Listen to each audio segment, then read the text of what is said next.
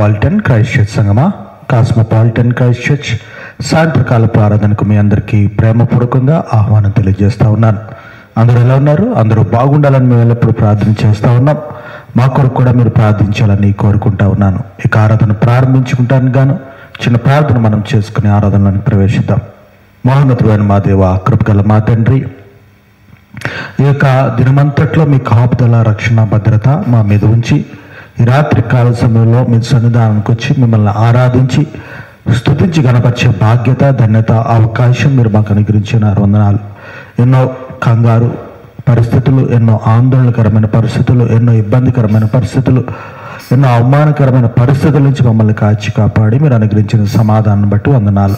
ప్రభా, ఇక్కడ కూడి చేరిన ప్రతి బిడ్డను, లైవ్లో వీక్షిస్తున్న ప్రతి బిడ్డను కూడా మీరు జ్ఞాపకం చేసుకుని సాయంకాల సమయకు ప్రత్యేకమైన దీవులతో వారిని దీవించండి ప్రభా.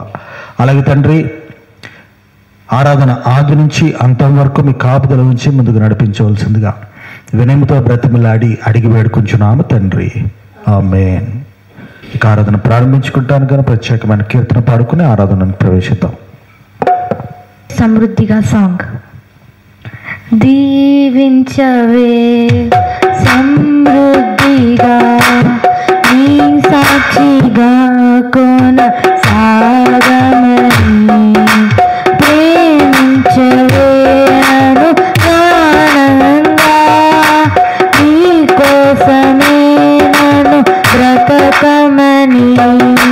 దీవించవే సమృద్ధిగా నీ సాక్షిగా కొన సాగమని, ప్రేమించవే నన్ను ప్రాణంగా, నీ కోసమే నన్ను బ్రతకమని. దారులలో ఎడారులలో సెలయేరులై ప్రవహించుమయా,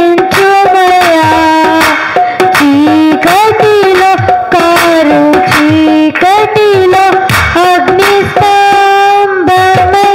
నన్ను నడుపుమయా. దీవించవే సమృద్ధిగా నీ సాక్షిగా కొన సాగమని, ప్రేమించవే నన్ను ప్రాణంగా, నన్ను బ్రతకమని. నీవే లేకుండా నేనుండలేను యేసయ్యా, నీ ప్రేమే లేకుండా జీవించలేను నేనయ్యా. నా ఒంటరి పయనంలో నాతో జంటగా నిలిచావే, నేను నడిచే దారులలో నా తోడై ఉన్నావే. నా ఒంటరి పయనంలో నా జంటగా నిలిచావే, నాతో నడిచే దారులలో నా తోడై ఉన్నావే. ఊహలలో నా ఊసులలో నా ధ్యాస బాస, నా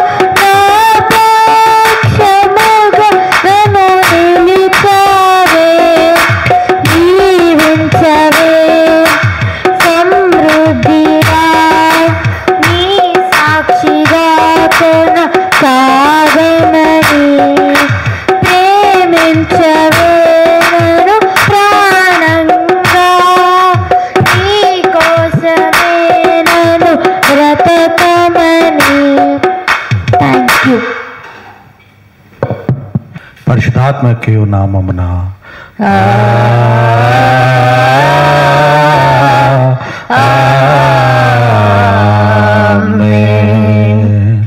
ఇక మాటలు మనం అందరూ కలిసి చెప్పుకుందాం. ప్రభువా మమ్మను కనికరించుము, ప్రభువా మమ్మను కనికరించుము, క్రీస్తు మమ్మను కనికరించుము, క్రీస్తు మమ్మను కనికరించుము, ప్రభువా మమ్మను కనికరించుము. ప్రభువా మమ్మను కనికరించుము. అపోస్తుల విశ్వాస ప్రమాణం మన యొక్క విశ్వాస ప్రమాణంగా ఒప్పుకుందాం. భూమి ఆకాశం సృష్టించిన సర్వశక్తి గల తండ్రి దేవుడు నమ్ముచున్నాను. ఆయన యొక్క కుమారుడు మన ప్రభువైన యేసుక్రీస్తు నమ్ముచున్నాను. ఈయన పరిశుద్ధాత్మల్లా గర్భం ధరింపబడి కన్యక మరియకు పుట్టి పొంతిపిలాతు క్రింద శ్రమపడి సిలువ వేయబడి చనిపోయి సమాధించబడి అదృశ్యలోకంలో దిగినను. చనిపోయిన వాళ్ళలో నుండి మూడోతం లేచి పరలోకం ఎక్కి సర్వశక్తి గల తండ్రి దేవుని కుడి చేతి వైపున కూర్చున్నారు. సజ్జులకును మృతులకును తీర్పు చేయుటకు అక్కడి నుండి వచ్చినాను నమ్ముచున్నాను. పరిశుద్ధాత్మ నమ్ముచున్నాను. పరిశుద్ధ క్రైస్తవ సంఘమును, పరిశుద్ధ సహవాసము, పాప క్షమాపణను, శరీర పునరుద్ధానమును, నిత్య జీవమును అని నమ్ముచున్నాను. ఆమేన్.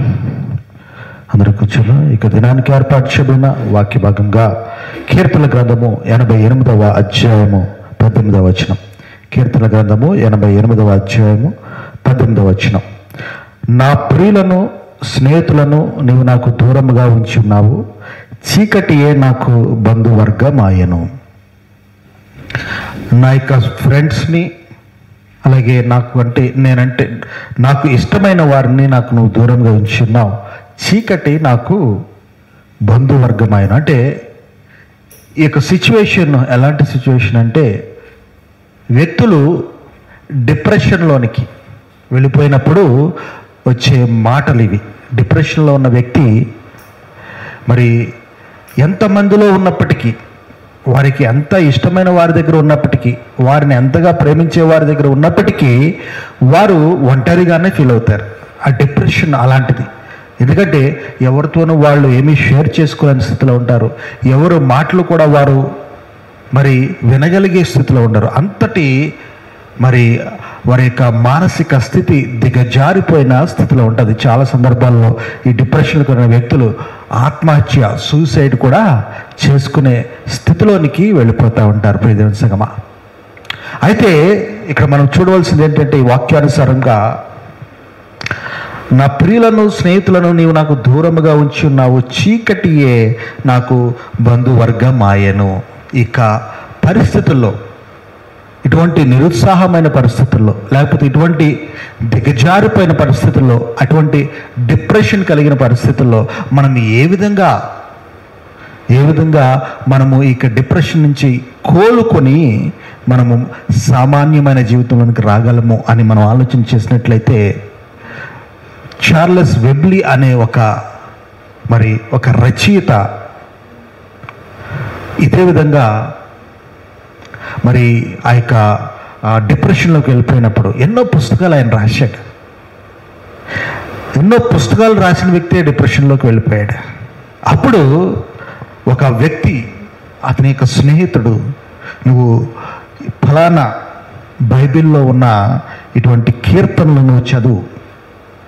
ఎలా చదువుతావంటే ఇంకా నీకు వేరే ఆప్షన్ ఏమీ లేదు, ఇది నేను చదవాలి, దీన్ని అర్థం చేసుకోవాలి అని నువ్వు చదువు అన్నప్పుడు, ఆ యొక్క పుస్తకంలో ఉన్న ఆ యొక్క కీర్తనలో ఉన్న ఆ యొక్క మాటలను బట్టి ఆ యొక్క వ్యక్తి ఆ యొక్క డిప్రెషన్ నుంచి బయటకు వచ్చి సామాన్యమైన జీవితంలోనికి మళ్ళీ రాగలిగి ఉన్నాడు. ప్రియమైన సంగమా, అతను రచయిత, బుక్స్ రచించే రచయిత, కానీ అతని యొక్క మానసిక దౌర్భాగ్య స్థితి నుంచి బయటకు రావడానికి మళ్ళీ వేరే పుస్తకము, అంటే ఇక బైబిల్ చదవలసిన పరిస్థితి వచ్చింది. అలాగే మన జీవితాల్లో కూడా చాలా సందర్భాల్లో, అరే నేను అంతమందికి చెప్తాను, ఎంతమందికి నేను నీతులు చెప్తాను, ఎంతమందికి మంచి మాటలు చెప్తాను, ఎంతమందికి నేను మంచి చేశాను, నాకెందుకు ఇటువంటి మానసిక స్థితి నువ్వు అనుకోకూడదు. కొన్ని సందర్భాల్లో నువ్వు వేరే వ్యక్తుల జీవితాలను కూడా నువ్వు మరి గమనించాల్సిన పరిస్థితి ఉంటుంది. వేరే వ్యక్తుల జీవితాలని నువ్వు చదవాల్సిన పరిస్థితి ఉంటుంది. వేరే వ్యక్తుల జీవితాల్లో మంచిని నువ్వు తీసుకోవాల్సిన పరిస్థితి ఉంటుంది. కాబట్టి మనకి జీవితాలని మనమే గొప్పగా, మనమే మాదిరికరంగా, లేకపోతే మనకే అంతా తెలిసినట్టుగా మన యొక్క జీవితాలను మనము కట్టడి చేసుకోకూడదు. ఇక ప్రపంచంలో అనేకమైన సంఘటనలు మనకి ప్రతిరోజు కూడా కొత్త సంగతులను మనకు తెలియజేస్తూ ఉంటాయి. కాబట్టి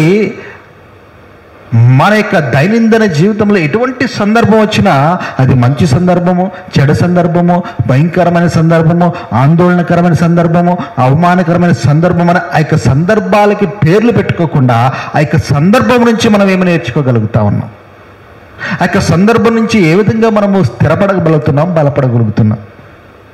మన యొక్క జీవితాల్లో వచ్చే పరిస్థితులను బట్టి మనము అణగారిన వారిగా ఉండకూడదు, దిగజారిన వారిగా ఉండకూడదు. కానీ వాటి నుంచి వచ్చే మంచిని మనం అర్థం చేసుకుని అనుభవంతో ముందుకు కొనసాగాలనేది ఈ మాటల ద్వారా చెప్తా ఉన్నాడు.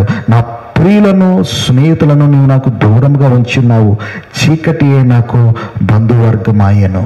అంతటి భయంకరమైన పరిస్థితుల్లో కూడా మనము ఇక మానసిక స్థితి నుంచి బయటికి రాగలం. ఎప్పుడంటే మన యొక్క పరిస్థితుల్లో ఎవరైతే మనకు మాదిరికరంగా కనిపిస్తారో వారి నుంచి మంచిని తీసుకుని, లేకపోతే మన యొక్క పరిస్థితుల్లో ఏదైతే మనము నేర్చుకోవాలి, దాన్ని తెలుసుకోవాలని మనం ఆలోచన కలిగి ఉంటామో ఆ యొక్క పరిస్థితుల నుంచి మనము మరి మంచి స్థితిలోనికి మనము మరి ముందుకు కొనసాగుతున్న ఈ వాక్యం మనతో చెప్తా ఉంది. ఇక చిన్న వాక్యాన్ని దేవుడు ఆశీర్వదించి దీవించి కాచి కాపాడను కాక. ఆమేన్. అందరూ లేచి నిలబడినట్లయితే ముగింపు ప్రార్థన ఆశీర్వాదంతో ఈ ఆరాధన మనము ముగించుకుందాం. మహోన్నతుడైన మా దేవ, కృపగల మా తండ్రి, దినమంతట్లో మీ కాపుదలు ఉంచున్నాం.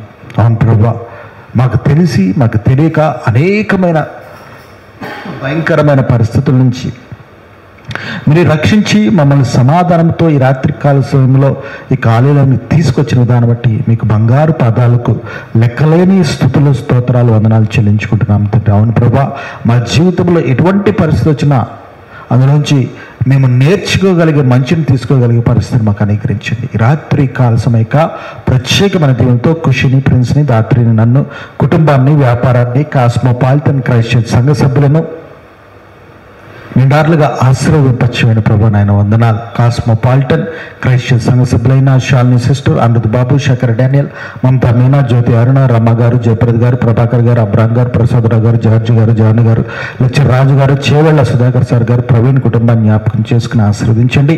అనారోగ్యం అసోసులో ఉన్న సుధాకర్ గారిని, రింకుని, వారి అమ్మగారిని, ప్రశాంత్ని, అలాగే ప్రభా నేను జిమ్ యొక్క నాన్నగారిని జ్ఞాపకం చేసుకుని బలపరచండి, విశ్వాసాల ముందుకు నడిపించండి.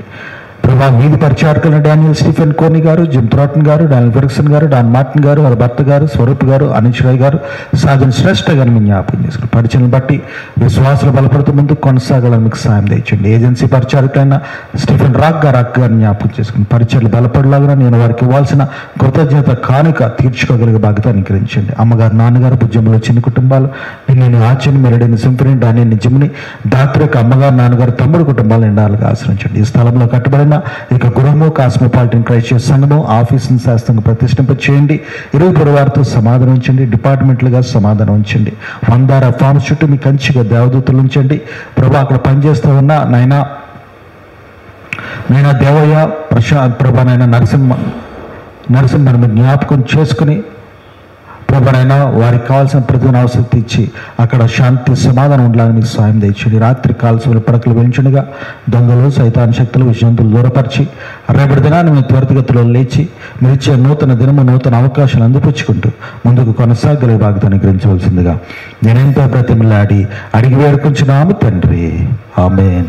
పరలోకమందున్న తండ్రి, నీ నామము పరిశుద్ధపరచబడును గాక, నీ రాజ్యం వచ్చును గాక, నీ చిత్తం పరలోకమందు నెరవేరును గాక. మనందరికీ మళ్ళా ప్రార్థించం ప్రకారం మా ప్రార్థించము, తప్పించము. రాజ్యము, శక్తి, మహిమ నిరంతరం నీవెన్నావు తండ్రి. ఆమేన్. తండ్రి దేవుని యొక్క ప్రేమ, కుమారుని యొక్క సమాధానం, పరిశుద్ధాత్మక అన్యోన్య సహవాసం ఇప్పుడు ఎల్లప్పుడూ మనందరికీ తోడేయండి, కాచి కాపాడును గాక. ఆమేన్.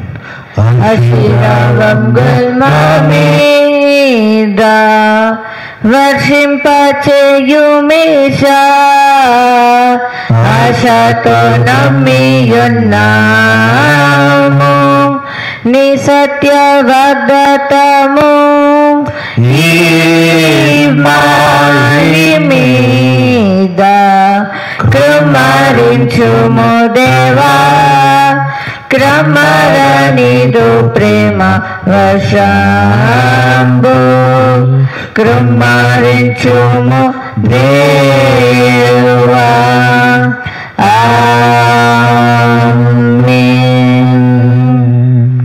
అందరికీ వందనాలండి. ఇక ఆరాధన ఇంతటితో ముగించబడింది.